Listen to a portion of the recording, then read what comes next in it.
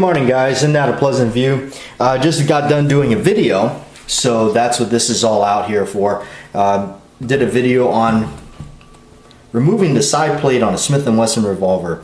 That should actually be up on the channel already, that by the time you see this. So I'm just putting everything back, putting that little safety back in there. That's the Smith & Wesson internal safety. Whoops, you can't even see that, can you? Okay. And let's go ahead and let's see, adjust the camera a little bit there. Okay, put this back in here. These can be tricky to put back on sometimes. They only go one way, and you don't want to force them. There we go. Sometimes if you need to, go ahead and put a rag right there and tap it. Yep. Back on, put the crane back on. I like to line the crane up with the flute. Put it back on that way. Alright. Get these screws back in. I go in by hand first. And just get them snug in there. And yeah.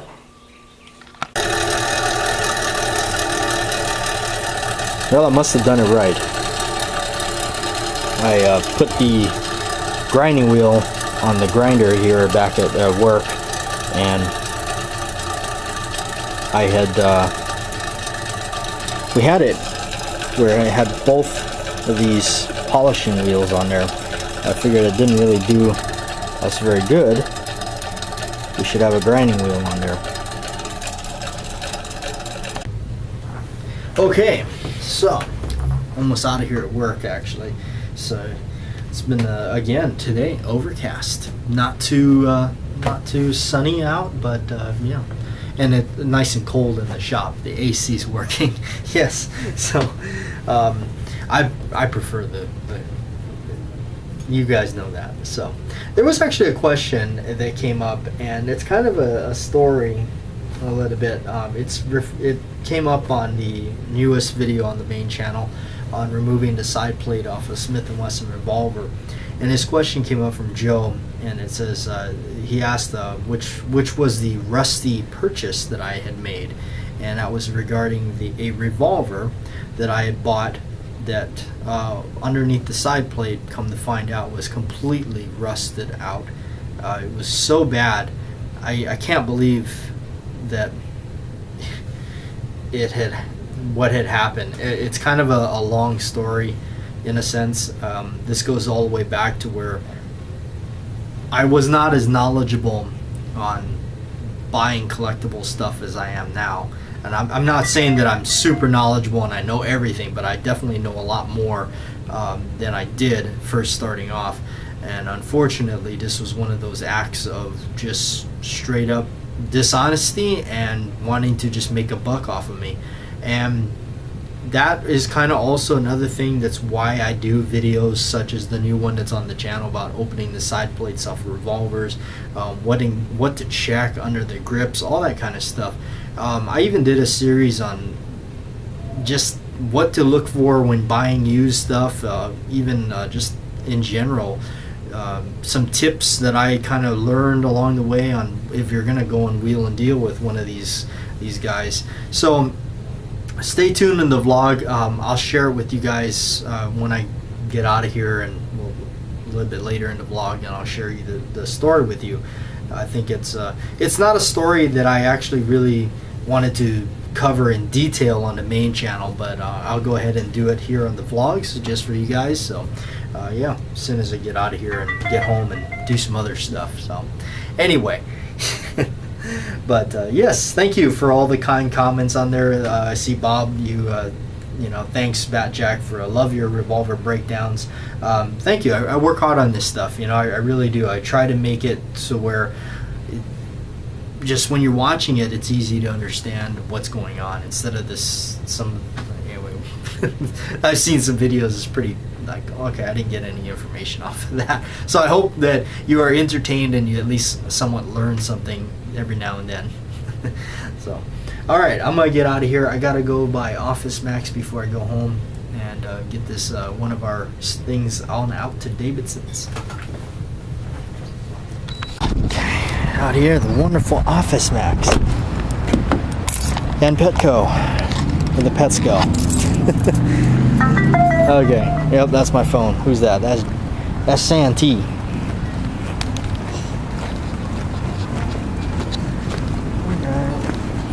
Here we go.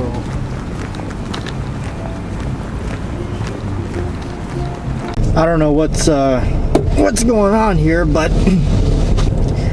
the massive amount of traffic backup, and usually it's not like this, so this is an indication that might be an accident or something that is blocking the road. So we'll see. I don't know. That's the one of the problems out here, is whenever something happens,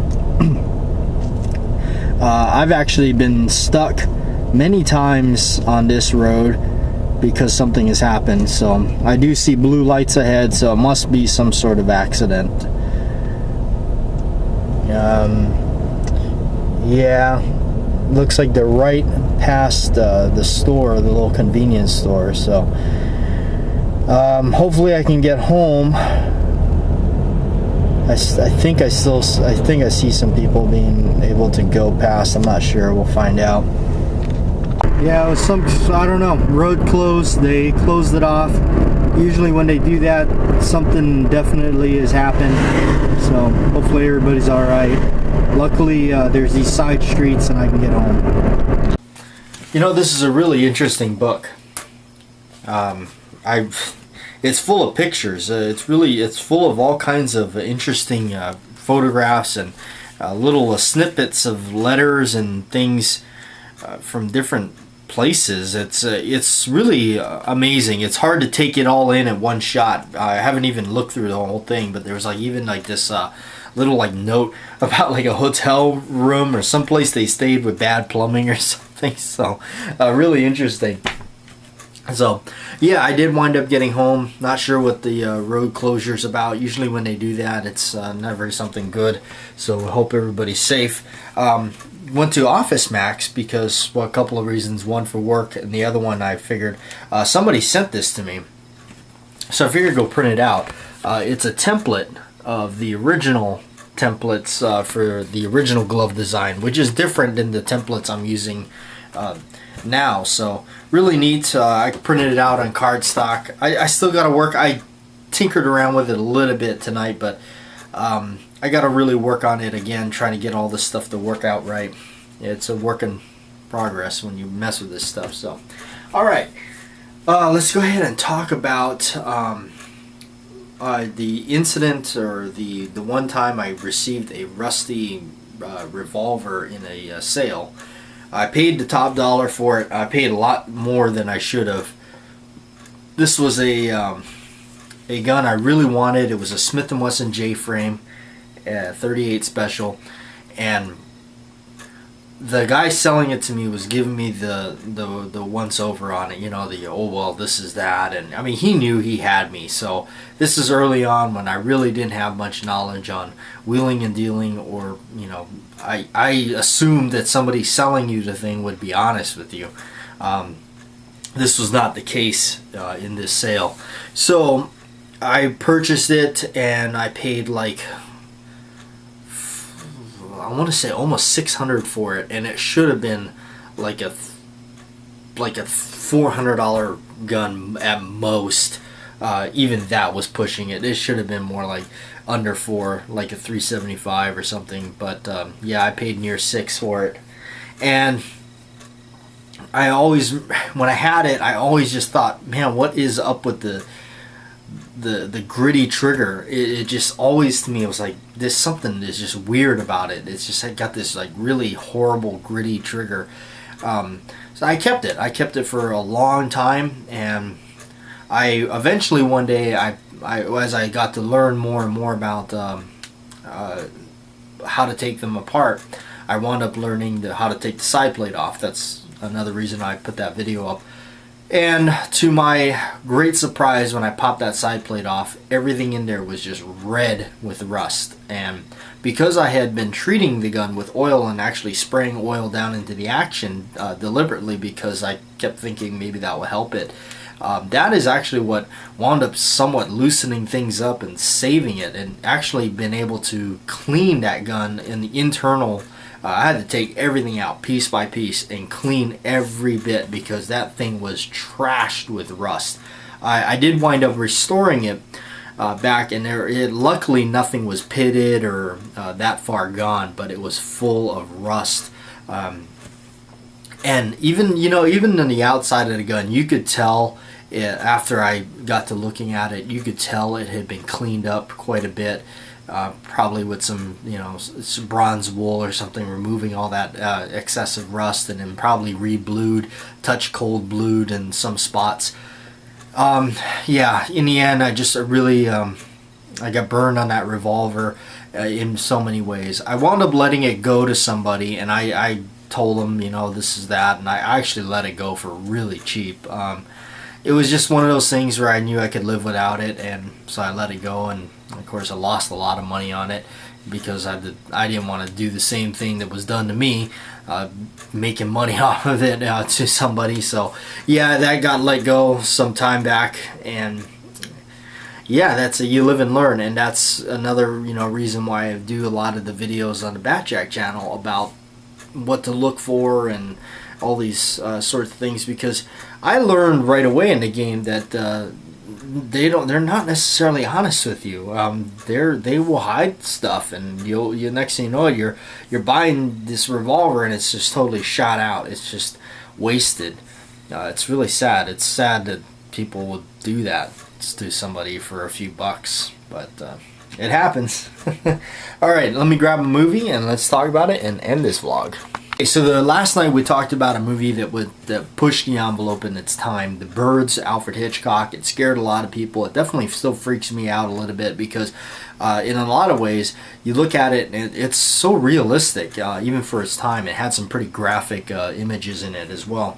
This is a movie that I feel you could say changed a lot of things in cinema, and this is another director that I think is very known for pushing those boundaries. And I think this movie really, to me, is that kind of movie that set a level. It set something, because a lot of movies changed after this. And the movie I'm talking about, it's called The Wild Bunch, directed by Sam Peckinpah, 1969. This is a crazy movie. My dad told me about this movie, and of course I watched it, fell in love with it. It's probably the most insane cowboy shootout I've ever seen in my life, in the end, and of course the beginning. And it's kind of interesting because they kind of have some modern guns in there. This is set in a pretty neat time period, because if you notice, they have a 1911 pistol, they have an 1897 pump shotgun, they have all these things. So, but this movie, with all the effects in it, just the blood and all that, I think it really changed a lot of things in cinema. It really took that to the next level, because if you think about it, after this, even the Dukes pictures, the one that stands out to me is Big Jake. If you think about that movie Big Jake with John Wayne, look at the entire beginning of the McCandless Ranch massacre scene. That's pretty bloody for a John Wayne movie. And then, of course, throughout the rest of it, the ending has some pretty massive amount of blood scenes. The other ones, like, the Cowboys, when he meets Bruce Dern in the woods, man, that was a pretty horrific thing.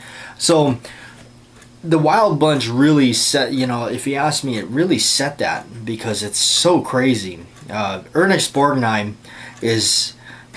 he is such a character in it, because I remember there's that scene right before all hell breaks loose in the end, when of course they had shot the one of the generals, just because it's just this tense moment of this, and of course that classic Sam Peckinpah, these up close real quick snippets of like facial expressions and eyes, and you really captures that tension of what what's going to happen next? I mean, your heart is racing watching this movie, and Ernest Borgnine lets out this like cackle, and then the ultimate fray starts. It's just a complete massacre.